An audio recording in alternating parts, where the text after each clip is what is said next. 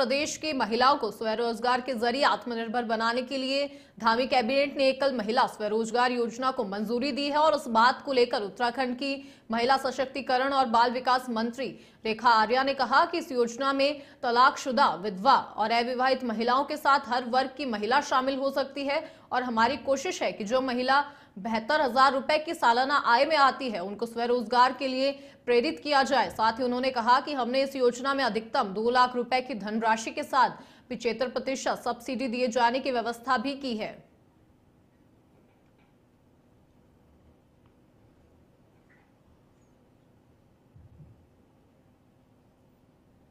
माननीय मुख्यमंत्री जी की ओर से एकल महिला स्वरोजगार योजना को बहुत आशीर्वाद प्राप्त हुआ है। मैं समझती हूँ कि प्रदेश में शायद पहली एक ऐसी योजना होगी जो एकल महिलाओं पे फोकस और केंद्रित होते हुए काम करेगी। निश्चित रूप से एकल महिलाएं, चाहे वो विधवा महिला हो, चाहे वो तलाकशुदा महिला हो, चाहे अविवाहित महिला हो या परित्यक्ता महिला हो, सब इस दायरे में आती है और ये पूरी हमारी कोशिश है कि वे महिलाएं जो 72,000 के आय के अंतर्गत सालाना आती हैं, उन महिलाओं को स्वरोजगार के लिए प्रेरित किया जाए। जहां हम लोगों ने 2 लाख रुपए की धनराशि अधिकतम दिया जाना और इसमें 75% सब्सिडी दिया जाना, हम लोगों ने इसमें व्यवस्था।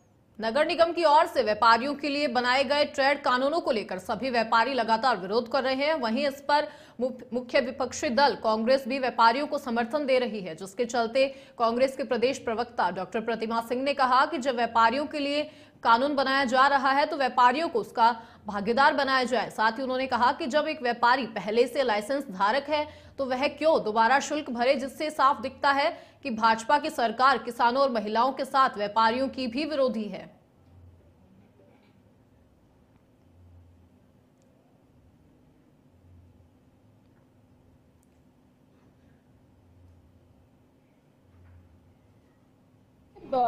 हमेशा कांग्रेस पार्टी ने ये बात कही है कि आप जिस व्यक्ति के लिए, जिस समुदाय के लिए कोई लॉ लेके आ रहे हैं, कम से कम उसको तो कॉन्फिडेंस में लेने का कार्य करिए। आपने यही कार्य जब 3 कृषि कानून लेके आए थे, तो किसानों से किसी भी तरीके की मंत्रणा करने का कार्य नहीं किया। अब आप व्यापारियों के लिए आप जो है अलग से नए बायलॉज लेके आ रहे हैं, नवीनीकरण से लेकर के और उनके रजिस्ट्रेशन से लेकर के उनका विरोध अभी से शुरू हो चुका है। बैठक आपने कल की है, नोटिफिकेशन पहले निकाल दिया, 31 मई तक की लास्ट डेट दे दी।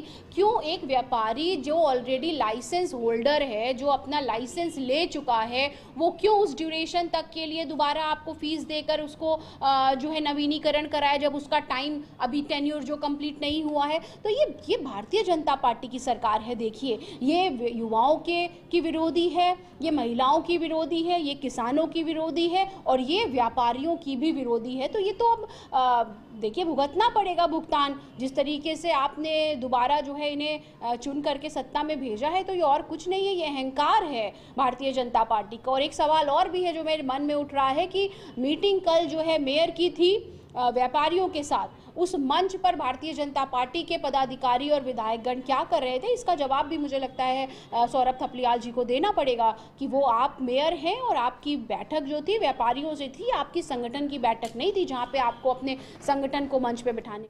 उत्तराखंड सरकार राज्य को सशक्त बनाने और देश के अग्रणी राज्यों में शामिल किए जाने को लेकर तमाम महत्वपूर्ण नीतियों पर काम कर रही है, जिसके तहत राज्य सरकार कई अहम नीतियों को धरातल पर उतार चुकी है। लेकिन अभी भी करीब आधा दर्जन से ज्यादा नीतियां ऐसी हैं जिनका धरातल पर उतरना अभी बाकी है, जबकि राज्य की नीतियों को तैयार करने और धरातल पर उतारने में महत्वपूर्ण भूमिका निभा रही मैकेंजी एंड कंपनी का कार्यक्रम जल्द ही समाप्त होने जा रहा है।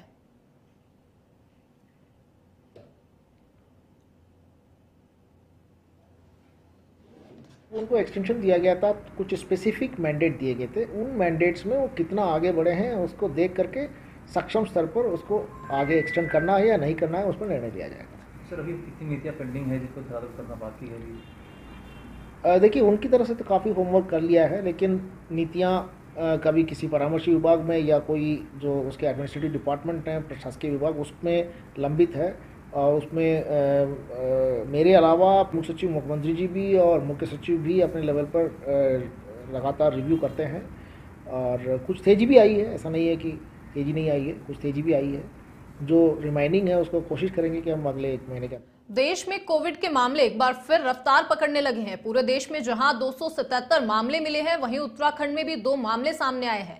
हालांकि है दोनों मामले माइग्रेंट है। एक गुजरात से ऋषिकेश पूजा करने पहुंची थी, जबकि दूसरी पश्चिम बंगाल से आई है। स्वास्थ्य महानिदेशक ने बताया कि सभी सीएमओ को निर्देशित किया गया है कि ज्यादा से ज्यादा सैंपलिंग कर जांच की जाए। इसके साथ ही सभी अस्पतालों को अलर्ट मोड पर भी रखा जाए। ऑक्सीजन की किसी प्रकार की कोई कमी न हो और बेड भी खाली रखे जाएं।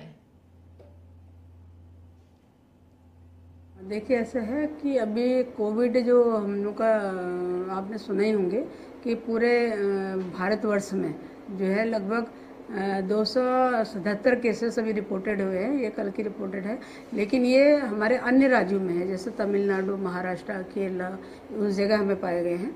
और हमारे राज्य में अभी कोई एक्टिव केस नहीं है। हाँ, 1-2 माइग्रेंट हमारे वहाँ जरूर आए थे। एक हमारे जो है वहाँ से आई थी, ये बेंगलोर से, और एक गुजरात से, जो कि अभी एडमिट है वहाँ पर। लेकिन जो गुजरात से आई है 57 ईयर ओल्ड है वो, और वहाँ यहाँ पूजा और उसके लिए आई थी ऋषिकेश में। तो थोड़ा सा उनको जो सिम्टम्स होते COVID, cough and cold and थोड़ा रेस्पिरेटरी ट्रैक्ट इन्फेक्शन, तब वो उनको किया था, इन्होंने टेस्ट किया था, तो उसमें वो पॉजिटिव आई थी। तो अभी वो हालांकि सेटिल अवस्था में है, कोई ऐसे उसमें नहीं है, और वो अभी। तो चलिए, फिलहाल के इस बुलेटिन में इतना ही। देश दुनिया की तमाम खबरों के लिए बने रहिए नेशन 27 के साथ। वंदे भारतम।